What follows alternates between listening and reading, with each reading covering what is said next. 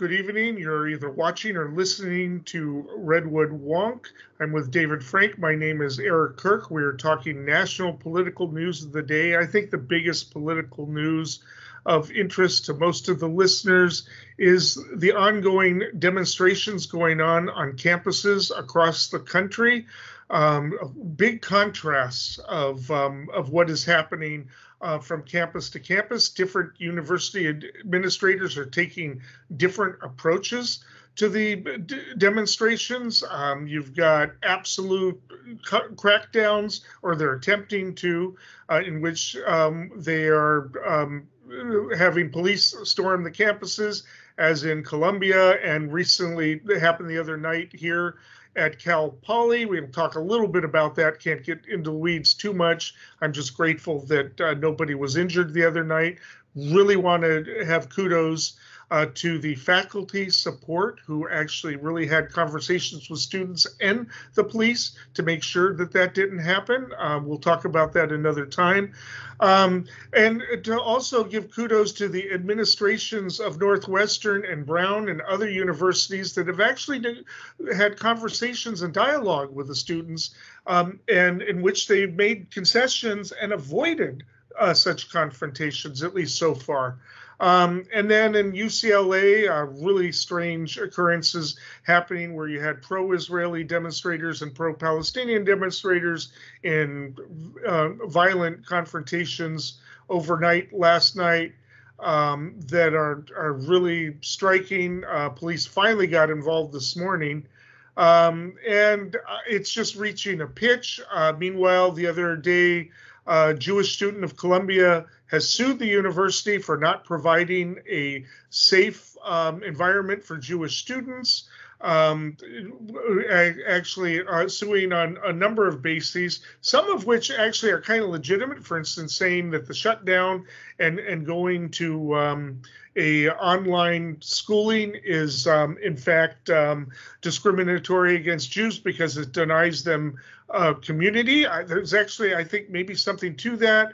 Also, for not coming down on the demonstrators for certain types of activities, if they're true, would probably be legitimate, including shoving and spitting and punching Jewish students. If that actually happened, then the university definitely did fail. However, there are Jewish participants in the protests who feel who are stating that those allegations are either exaggerated or untrue, but it is a lawsuit that has been filed, so I guess we'll find out what happens if this ever goes to trial. And then the Republicans have apparently in the House have passed an anti-Semitism awareness bill that has some interesting provisions. And we'll talk a little bit about all of this. Also, no confidence votes being passed in Columbia University and also at Cal Poly. Way too much for us to be able to talk about. So we're going to try to talk about as much as we can in this segment. And Dave, I'm just going to hand it to you wherever you want to go with this.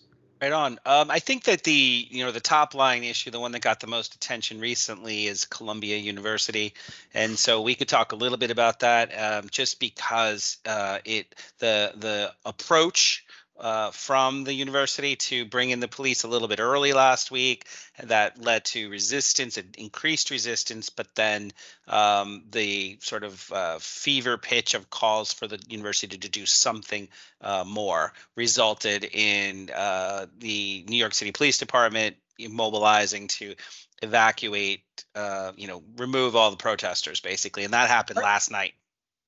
And I think it's a good place to start because that's one place where the administration is making nobody happy. Everybody's calling for their resignation.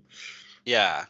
And like we talked about last week, originally the faculty and the student senate met and they voted against the decision to bring police in. But I think that there was outside pressure from political entities, political forces, financial entities, and financial forces. And then all things being equal, the president presumably said, "Hey, we have to err on the side of restoring safety and order." So, we'll leave it for history to decide if that was the appropriate response. But in fact, it's not the response that was taken by all schools.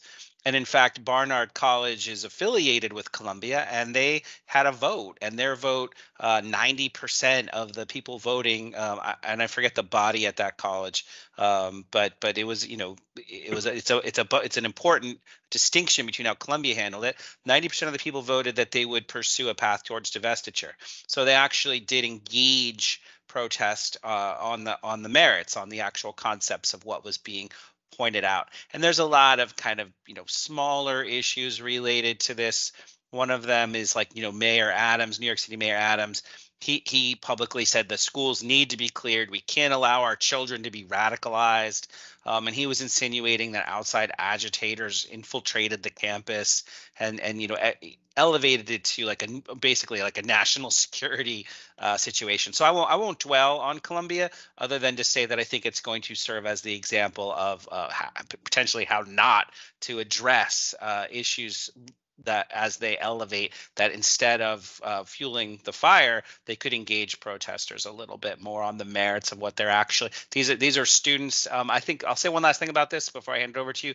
There was a representative from Jews for Peace that spoke recently. I think it was on Democracy Now! And just said, look, there are Jewish students involved in these protests from the very beginning, and it's important that we recognize the difference between anti-Semitism and anti-Zionism that seems to have been conflated, and that protesters themselves have also been the target of assaults, doxing, death threats. So the media seems to have a one-sided almost approach in many cases. I don't mean to blanket all media, but mainstream media certainly there seems to be some momentum around supporting the Columbia approach.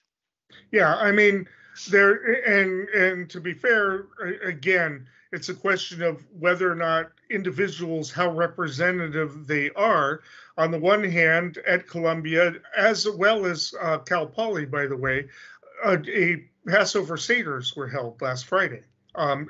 With significant numbers of demonstrators participating. By the way, even some Muslims students participated at Columbia no problems with that. So you would think that would kind of show that there at least isn't rabid anti-Semitism. However, there is that one demonstrator who has been expelled from the university for saying that Zionists deserve to die, said it back in January, and then kind of doubled down on it. In the lawsuit, there's another demonstrator who is quoted as saying, "Never forget the 7th of October. That will happen not one more time, not 5 more times, not 10, 100,000, 10,000. The 7th of October is going to be every day for you," a masked protester said to Jewish students at Columbia University. Now, one of the things I noted when I was going to the university, I volunteered to do some legal support for them, is I noticed that there were off-campus people. I don't want to say outside agitator, that's a trope, but people who had their own agendas. And so, you always have that. Any of those of us who have been organizing left-wing, leftish demonstrations for years know that there are always people who show up with their own agendas, with their own personalities. I think it was the guy who wrote the Mars trilogy who said, anytime you pull together 10 people, you've always got at least one effing idiot, right? So it's just so you've got that, and certainly you've got that on the other side too. I mean, you've got the Republicans passing this anti-Semitism bill, and Marjorie Taylor Greene is saying she's not going to vote for it because that would take away the rights of Christians who have every right to point out the fact that the Jews killed Jesus Christ. She says that in a tweet, right? And so There's plenty on both sides. I'm not going to tag the whole Republican establishment with her quote. They shouldn't be doing the same to demonstration. You can pull out one person here and there. The question is, do these people speak for the whole movement?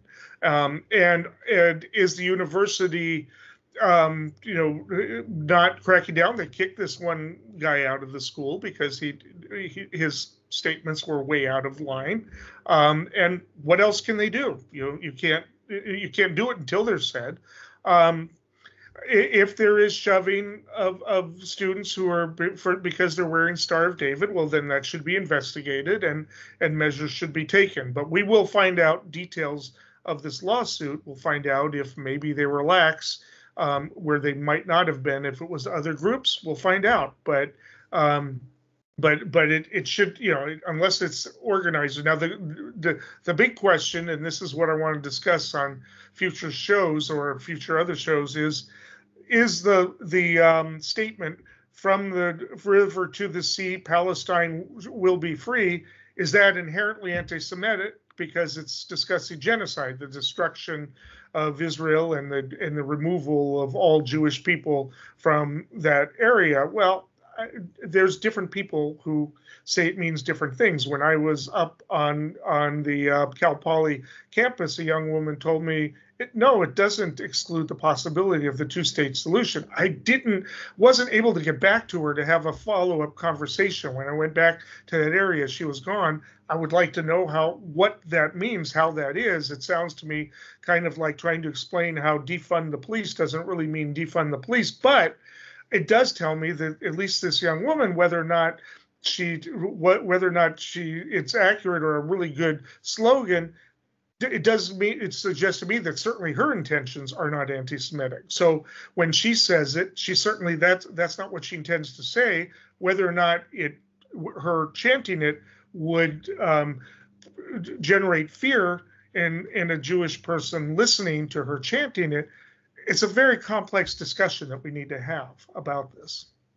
So, yeah, I think you hit the nail on the head. It's an extremely complex topic. It's outside the scope of what, we could really unpack today. I would like to point people to an article written by Peter Beinart. I believe it was about 5 years ago in The Guardian, and it was originally posted, I think, in a publication called Forward, where he just kind of breaks down, and he's a Jewish person who, I forget what university's on the faculty of. I think SUNY, University of New York, maybe, but he's been in other entities over the years. He used to write. He was an editor at the New Republic.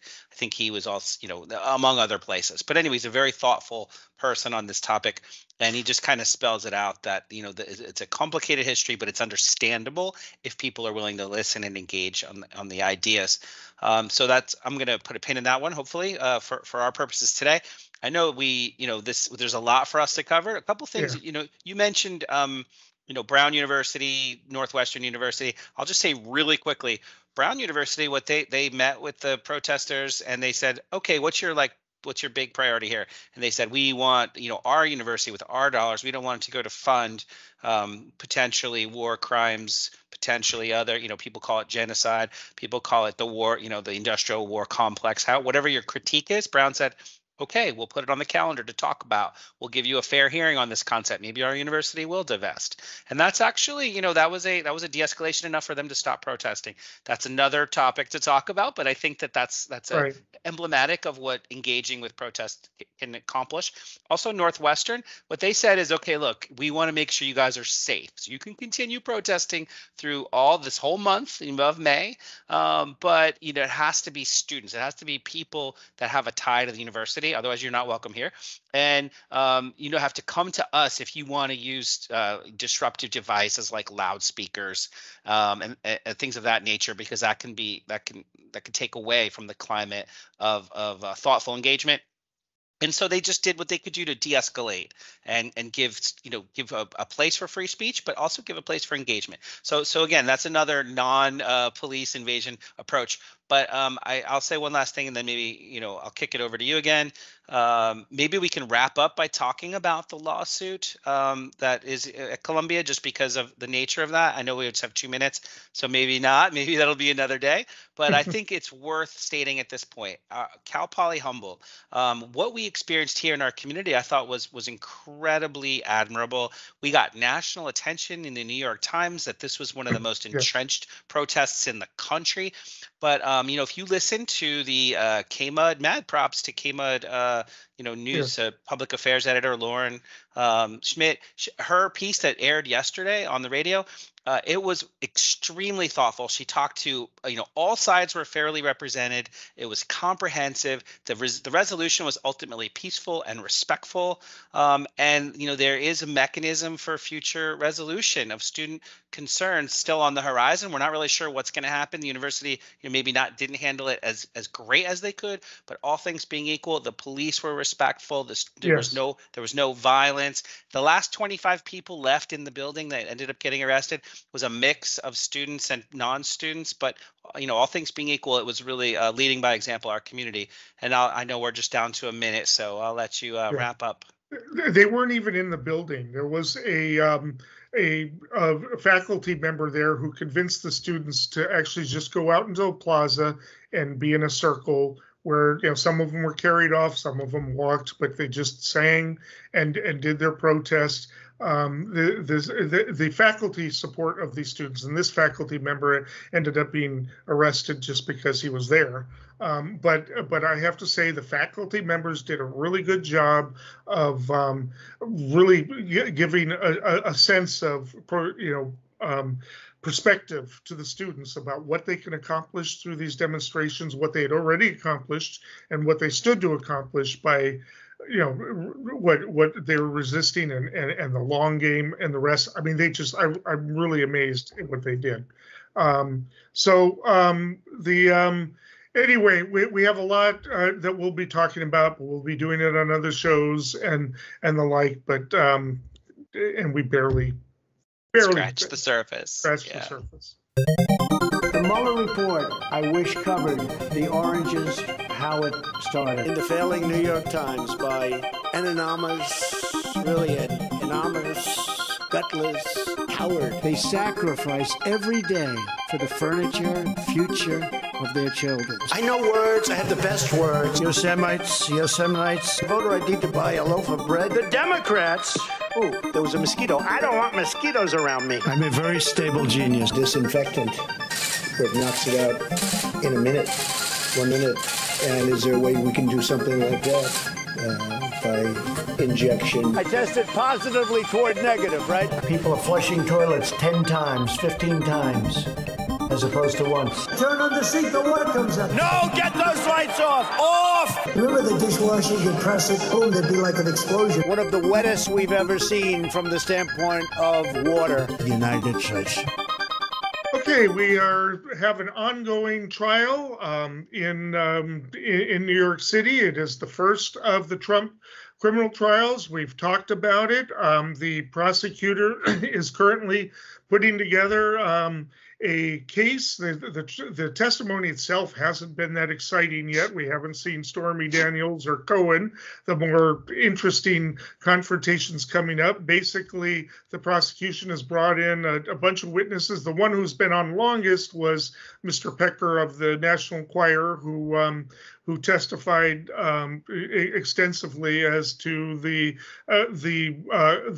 grab and kill process of finding stories, true or not, that could potentially have hurt Mr. Trump publicly, either hurting his family situation or his campaign, and basically burying the stories, and also trying to find stories that could hurt his opponent then, Hillary Clinton, and testified at great length as to what the arrangement was and the money that flowed for those. We've also seen testimony as to the mechanics of that, including the attorney for Ms. Daniels and Ms. McDougal, another person who also claims to have had a sexual relationship with Mr. Trump, something he denies. He actually still denies both of them. And Mr. Trump has been in the trial. They're sitting, and we've heard great accounts as to who he's looking at, who he's staring at. I think the media has calmed down a little bit, but making bigger news than the trial itself, and they had a day off today, has been the contempt hearing. And the president, or former president, was held to account in a hearing last week, and then a hearing again this week. Apparently, 9 social media accounts. He basically made personal attacks towards people that he was prohibited from in what is being referenced as a gag order. He is allowed to personally attack the judge, does every day.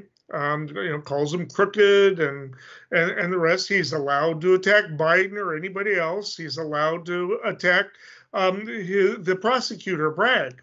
Those are all public figures who are fair game. But he's not allowed to attack the clerk, the clerks, the witnesses, the jurors, or any other of the small type of people. There was one juror who got doxxed, who had been selected, showed up at the court the next day and in tears asked to be taken off the jury, was taken off, and the judge basically decided that he needed to send a message, and Trump claimed that he was attacked by some of these individuals. Judge gave him an opportunity, said, bring in evidence, bring me some writings of being attacked. Lawyers had nothing. That with these allegations, the judge actually told one of Trump's attorneys, you're losing credibility here, and came up with nothing. Trump was fined $1,000 for each of them, told to remove them. He did remove the social posts. $1,000 doesn't seem like much, a drop in the bucket for him, but that is the maximum you can be fined per violation. He can also be put in jail for 30 days, and the judge has suggested, I will do that if you force me to. So that's my update, Dave. Yeah. So I thought this was pretty interesting. I'm going to focus on the criminal contempt element of it for now. So I looked at the document, and it said that of the 10 allegations of criminal contempt, he was found guilty beyond a reasonable doubt of 9 of them. Yep. And so those are crimes. And in fact, like you said, he did take them down, but they were social media comments on both Truth Social and his campaign's website. Those posts were commenting on potential witnesses. So that's the crime here, is that you're basically interfering with a trial when you make public comments about potential witnesses and their testimony. And in particular, it was Michael Cohen and Stormy Daniels. He also commented on the jury pool composition, and that's potentially tainting the trial outcome also. So that's the public statements he can't, speak to: witnesses, jurors. But like you said, he does still go out there, like I think he did today. I saw a headline. I didn't have an opportunity to read it, but that he was campaigning today and said that the Judge Merchan is crooked and conflicted. So he's allowed to say those things, and that's part of his political campaigning. In fact, in the contempt order, the judge, quote, says the judge is keenly aware of and protective of Trump's First Amendment rights, particularly giving his candidacy for the office of President of the United States. It's critically important to defend that the defendant's legitimate free speech rights not be curtailed. So that's right in the contempt order, but it says that the court will not tolerate willful violations of its lawful orders, and that if necessary and appropriate under the circumstances, it will impose an incarceratory punishment. So end quote. So that's in the order. And I listened to a legal analyst on this, who advised that the judge only has the power to either impose $1,000 fine or 30 days in jail. Right. And the judge even put in the order, or explained it, basically to say, hey, that's not a lot of money for someone who has a lot of money. So maybe if we could increase the penalty to $2,500 or $150,000, then we could potentially change this person's behavior, and deter future violations. But in this instance, that's not going to do it. We're sure $1,000 is not going to do it, and we don't have the power to charge him more for these violations. So therefore, he is eligible in future violations for up to 30 days per violation in jail. And this legal analyst said that, we'll talk more about some of the other implications, but the idea is that, in fact, he could get 30 days or so in jail per violation, and then just have that suspended and say, like, okay, you don't have to go now, but you owe it to us. Like, just realize you're going to jail for what you did. And maybe that could change his behavior, or just make him go for a couple hours and just feel what it's like to be in jail, and then hopefully try to keep him a little bit more in line, in terms of how he's interfering in the process of a fair trial, and justice being served. So I thought that was really interesting about the order itself, and I'll let you kind of elaborate if you'd like. I don't know. He's already fundraising over the 9,000. That's probably, he's probably going to turn a profit over that, right? I mean, people are going to help him pay those fines. If he goes to jail, he'll probably get more money for that, right? I mean, that's of course, people, say on the left say, hey, Eugene Debs ran for president from jail, right? I mean, it's just, he has nothing to compare him from Eugene Debs, except that they're about as tall. They have the same height. They're both very tall. But other than that, there's no comparison between them. That's,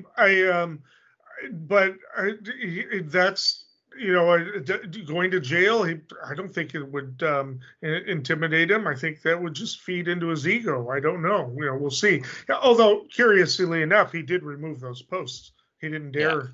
Now it might also be that his lawyers are saying, remove the posts or I'm quitting. That's one thing. He's the attorneys are already starting to take some flack. As I mentioned earlier, the judges are starting to get annoyed at the attorneys, because when they said that the week before that, Cohen and Stormy Daniels are attacking my client in the media, and then they couldn't come back with any examples that had happened any time recently, that affects their credibility. And so, all of a sudden that affects their standing in the legal community. They've got something to lose. And so, when they go back and Trump says, well, I don't know, you're just, I think they're attacking me. They're probably not going to be too happy with that. And so they probably told him, you either take those down or I quit. And so that's probably going to be the basis where he does behave. And he probably will not get up and walk out in the middle of any court proceedings like he did in the civil trial.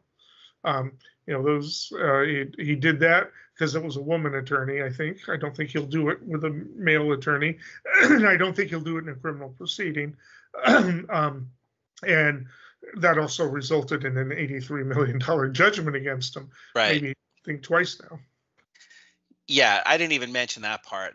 So from his lawyer's perspective, from just as a practical matter, is this really the tone that you want to set for this trial? You stand to have there are huge consequences potentially in store. Is this the hill you want to die on? And in fact, the trial I don't think is actually going that well for him. We talked last week about how the prosecutor is making the case that this was not a personal attempt to protect his reputation, that it was actually premeditated campaign activity. That's the alleged crimes here. Yeah. And so one of the pieces of evidence that came up since we last spoke about this was that the prosecutor played video evidence of Trump saying, hey, look, I don't even know these people, these women. And he's on the stage campaigning saying, if just 5 or 10% of the voters out there believe this, that believe them, then I can't win the election. It's over. So his state of mind throughout, he did perceive this as an electoral threat. It certainly wasn't purely a personal reputational exercise. And in fact, the timeline, we don't have to get super into the case itself, but the timeline of all this was before the election. They met and they came up with that catch and kill strategy, and it actually did play out. And it was, the timeline itself is pretty damning. So I think the lawyers are like, hey, President Trump, choose your battles here, and lashing out every time you feel like it can only hurt your case.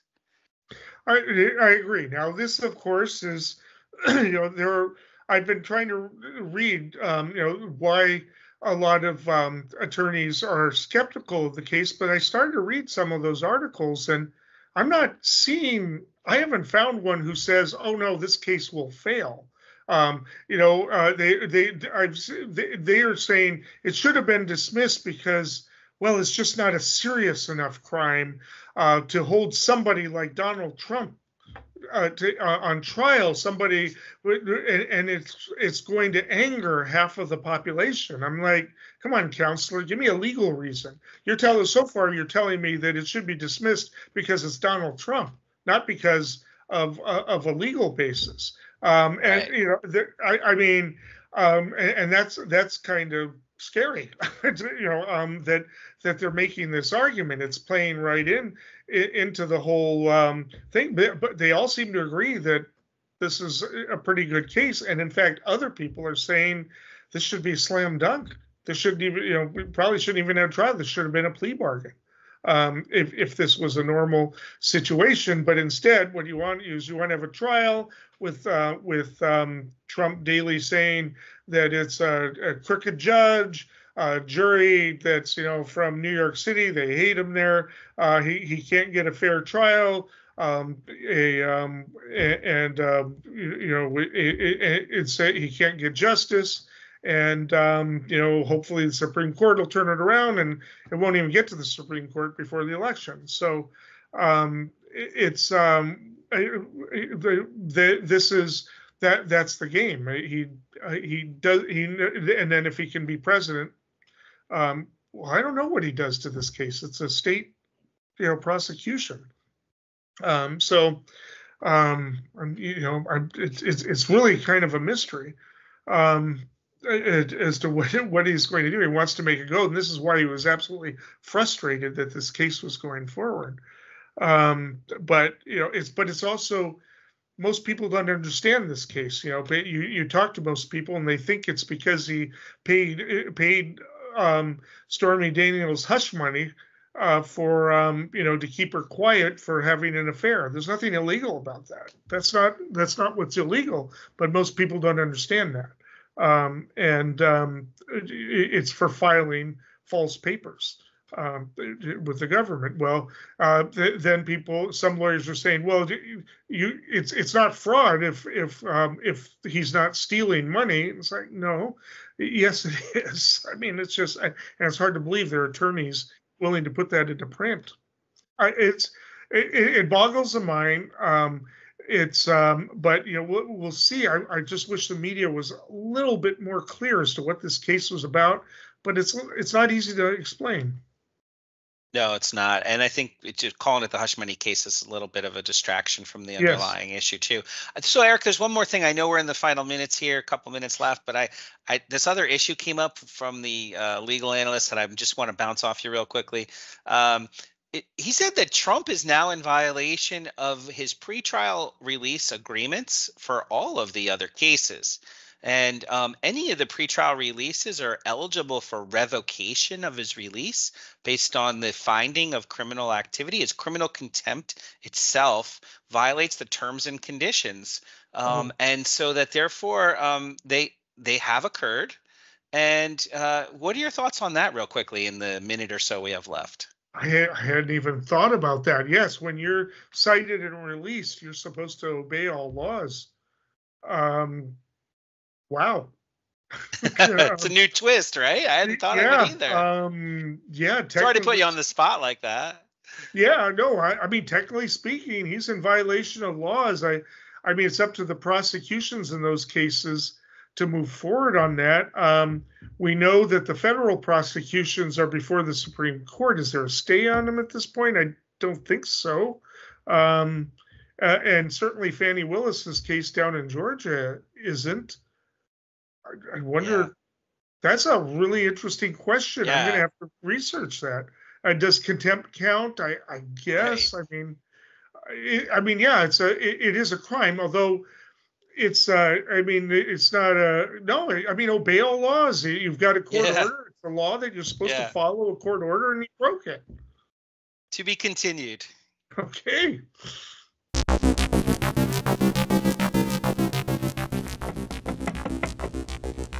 Who is it? It's Dave, man. Will you open up? I got the stuff with me. Who? Dave, man. Open up. Dave? Yeah, Dave. Come on, man. Open up. I think the cops are Dave's not here. Open up the door. It's Dave. Who? Dave. D-A-V-E. Will you open up the goddamn door? Yeah, Dave. Dave? Right, man. Dave. Now, will you open up the door? Dave's not here. Oh.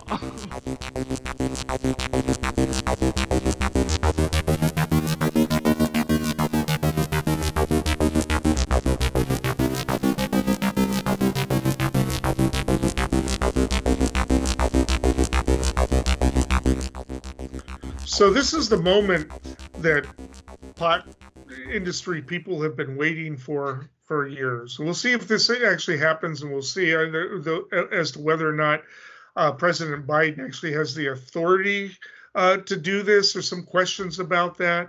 But for about 50 years or so, since the early 70s, marijuana, aka cannabis, aka pot, aka weed, has been classified as Schedule 1, which means it's considered to be as dangerous as heroin, methamphetamines, or LSD.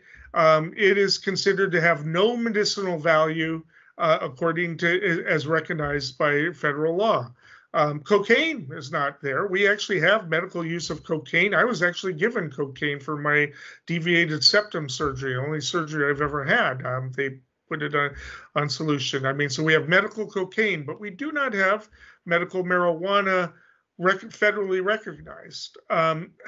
So the plan is to move it out of Schedule 1 and move it into Schedule 3, as it's still a controlled substance, but it would be treated much differently. This is years in the making. This has been something that people have been pushing for years, wanting to have the DEA make this formal announcement. This is a decision they made. They've wanted to have the FDA come up with recommendations for this. The AMA has been pushing for years. Different agencies and different people have said there is a benefit to it. I remember John Ashcroft, in complete denial, said that there is no proof that marijuana benefits a patient in terms of appetite. All the profit margins of nachos and 7-Eleven late at night, notwithstanding. Give me a break. But it, at any rate, it looks like it's happening. There is actually some talk of some congressional activity. Pressure being put on Republicans. Republicans may actually back it because, the writing is on the wall. If Congress passes it, it could affect banking. That could finally make it so that cannabis industries in the states where it's become legalized can actually do some official banking, and then maybe escrow companies aren't put on the spot when we're selling property. This could have ramifications that I just can't even begin to tell you. Once it's taken out of Schedule 1 and once it's recognized as a legitimate, albeit controlled, and the federal government is going to have to come up with some guidelines. If it becomes recognized as a medicine, that would be still a long time off. FDA would have to, if it recognizes it a medicine, it's got to come up with dosage guidelines and all that. So all we're talking about is moving it out of being treated like heroin or methamphetamines. Um, and so but it is big news. It's something that just was politically impossible, and the claim has always been that the reason it wouldn't be moved out of it was the culture war. This was, it was a countercultural symbol, and it just could not be treated as anything other than something that should be illegal, because they felt like if they just let go of a little bit it just, the genie would or Pandora's box would be open. But I think it's in recognition Pandora's box is open.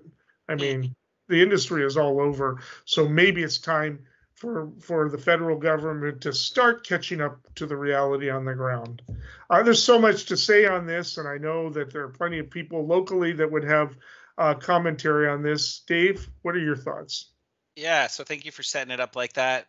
Like you mentioned, Schedule 1 is a no known medical benefit and an addictive compound. So it's like heroin and LSD. It's like the never never group, which didn't really seem to make sense for the last 50 years to most people that have any clue about it. But like you said, for culture war reasons, among other things, it just hasn't been on the agenda.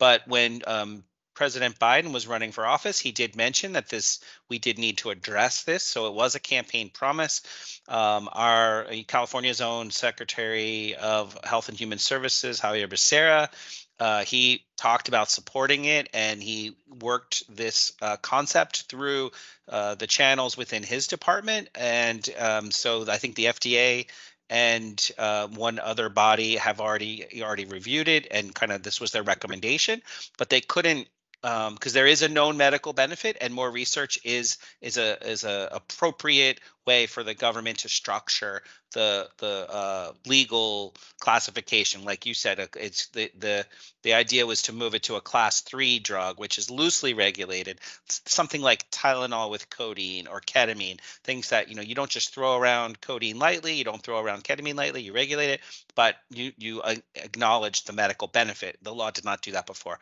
So the reclassification effort was already underway. But I remember hearing last year that the next step was for the Department of Justice and the DEA to put their blessing on this. So that announcement was massive. It's historic. Hard stop, exclamation point, underline. It's getting through the DOJ out. The public announcement is the first piece. So now next steps are they have to do like a public comment period. It's got to go through some more formalities. It could end up taking months. But like you said, the impact cannot be overstated. It's widespread. The whole medical industry, like treating cancer people and pain management and depression and psychosis and PTSD, huge medical. Criminal, obviously, with the over-criminalization and the mass incarceration associated with it, we are talking, many, potentially millions of people affected. And then finally, banking and taxation. You don't need to be a rocket scientist to figure out that if something is federally banned, any financial activity is banned. So it's, we could get into a little bit more, but one of the things I think hugely important for our community is that once this plays out, people in the cannabis industry will finally be treated equally when it comes to the tax treatment of their expenses, and they could actually run their business with expenses and write-offs and lower their tax obligations, because their profit would accurately reflect their operation, instead of this gray area where they're just absolutely overwhelmed with tax liabilities that are truly unfair. I did hear, and I'll say this one last thing and then I'll kick it back to you.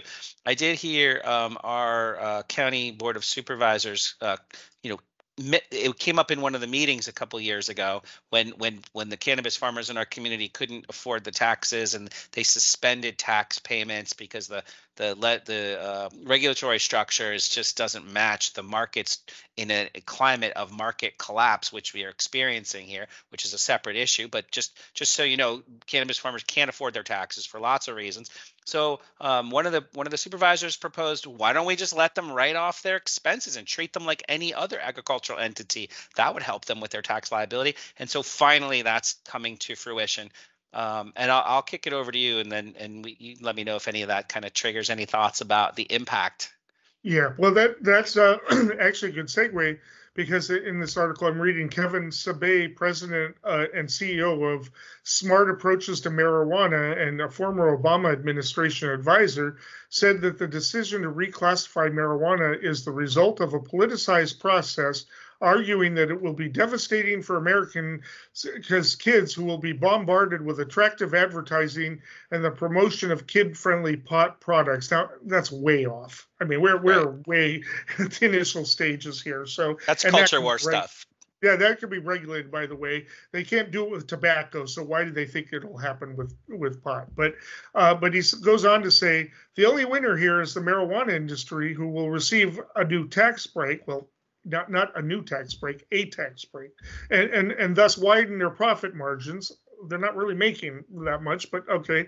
Since reclassifying marijuana as a Schedule III drug sends the message that marijuana is less addictive and dangerous now than ever before. In reality, today's highly potent super strength marijuana is more addictive and linked with psychosis and other mental illnesses, IQ loss, and other problems. Well, I mean, is it more addictive than tobacco? No. I mean, come on, keep it in perspective. Tobacco is probably the most addictive substance on the planet. And so keep it in perspective. Yes, it is a serious drug. It needs to be treated that way. But taking it into Schedule III doesn't mean it doesn't get restricted. It doesn't mean that you don't lobby Congress and the FDA and all of the appropriate agencies for the appropriate regulations, and you don't make it strict, and especially that you don't protect kids. And again, as the argument has always been made, when you have an industry that's above ground, you can regulate it more easily than you can when it's underground. So again, I get it, but I just, he was in the Obama administration, but I still think he's the product of the culture war of this. And yes, it's a lot stronger than it was in the 1960s, but I don't think it's all that much stronger than it was 20 years ago or 30. It got strong when somebody around here figured out that you separate when you separate the males from the females, you get something that's like 5 times stronger than it was before. So anyway, it is bipartisan. There is talks that Congress could actually overturn Biden's measure, but it would require, I think, a 2/3 to do it, and they would probably not be able to do that, because even many Republicans are under pressure to do this. There's a lot of libertarian kind of support for it, and as we know locally, even Republicans have taken a "if you can't beat them, join them" attitude towards this industry. Yeah, so 3 things come to mind based on what you said. Firstly, one of the things that Attorney General Merrick Garland was talking about is that the federal law is at odds with state law, and that schism is problematic in and of itself. So a modernization of the approach is necessary, even at the highest levels of the justice system. They realize that the status quo is problematic. So the second thing that came to mind was when in this article you described that the cannabis industry stands to be more profitable. Well, it's a broken market right now, and there are all sorts of implications about that market. Again, that could be a whole nother show, but the proof's in the pudding. There are publicly traded cannabis firms. One, like the biggest one, or one of the biggest ones that I saw pop up on the radar once this announcement was made, was a company called Cannabis, and their stock went up 78%. And there was a couple others, I don't mean to single them out, a few others, their stocks went up, between 15 and 40%. So that, it's publicly known, it's nationally known that there are these huge publicly traded cannabis industry insiders. Of course, they're going to be much more profitable. But the benefit, I think, to the vast majority of the sector will be the normalization of the equality, the equal treatment under law, due process, and taxation and banking, et cetera. That is just a leveling the playing field in terms of the whole industry being benefiting from this change. And then the third thing that comes to mind is I actually did see Senator Cornyn, Republican.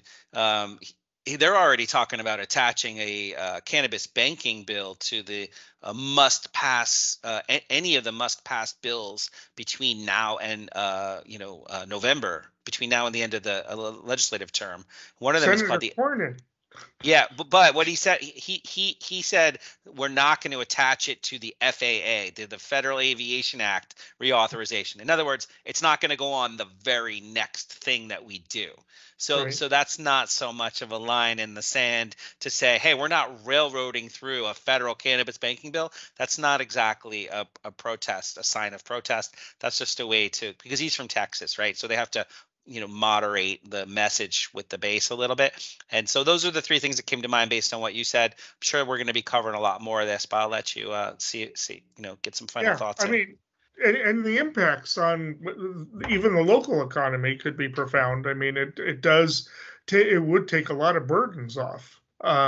It would make, again, right now, if you are selling or buying property, and the title officers, they don't say it outright, but when you're trying to get title insurance, you cannot even hint at the fact that if it's going to be used for cannabis sale, the property. If they catch that, the carriers and the title insurance providers say no, we can't do it because of the banking situation. They will just say no. You got to keep it off of all of the paperwork and pretend like you're going to use the property for something else. I mean, you're basically committing fraud all the time when you sell that property here. You got to leave it out. No, you can't use it as a selling point that's going to get back to them.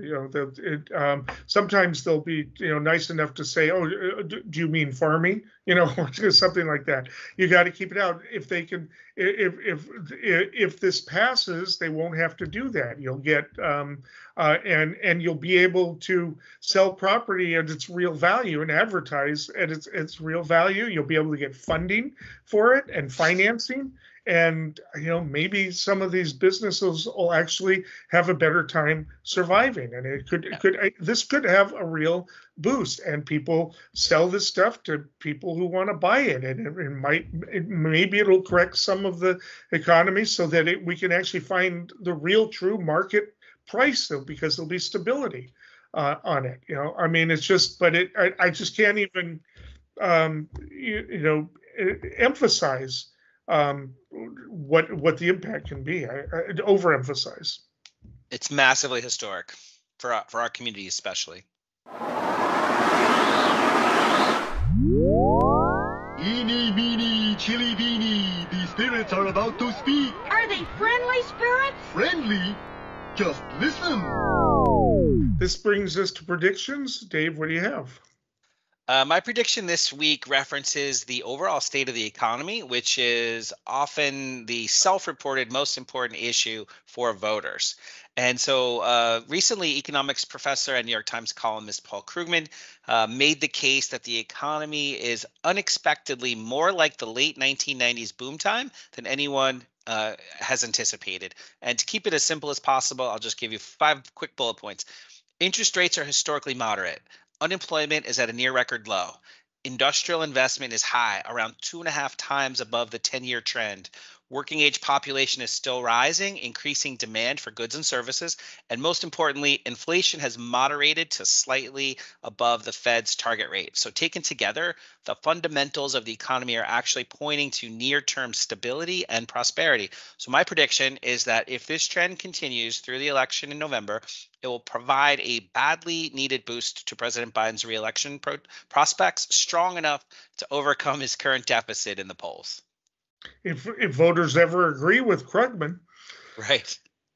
All right. I am going to predict that actually Biden is probably going to take a hit in the polls, because Netanyahu, despite pressure from Biden and Blinken, seems to be intent because of pressure from right-wingers in his coalition to attack Rafah, If this results in another escalation of casualties in Rafah, it's going to be really hard for Biden to keep his coalition together. I think that it may be accounting for like a momentary drop in polls in recent days. And Biden is going to have to do something to turn that around. And I think there's going to be a drop in polls, maybe not permanent to November, but that's my prediction over the next few weeks, assuming that the invasion happens. It hasn't happened in quite a while, and there's no timeline for it. We'll find out if that happens, if these predictions come true. Until then, stay informed and stay engaged.